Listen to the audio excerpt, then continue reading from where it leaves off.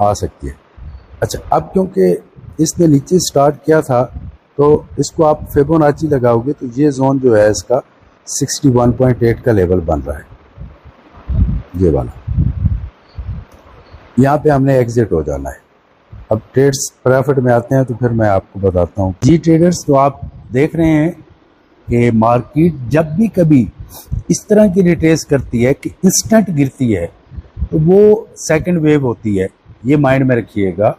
Second wave बनाने के लिए या फोर्थ वेव बनाने के लिए मार्केट इंस्टेंट गिरती है, कोई सा भी टाइम फ्रेम हो। ये माशाल्लाह देख रहे हैं आप, जितने ट्रेड्स मैंने लिए थे, और यहाँ पे एक इंस्टेंट ट्रेड बनने वाली है नीचे 3331 से एकदम $1 की मूव होगी बाय की, एकदम। उससे भी हम फ़ायदा उठा सकते हैं, लेकिन क्योंकि बैटरी नहीं है मोबाइल की तो इन्हीं ट्रेड को हमने क्लोज करना है।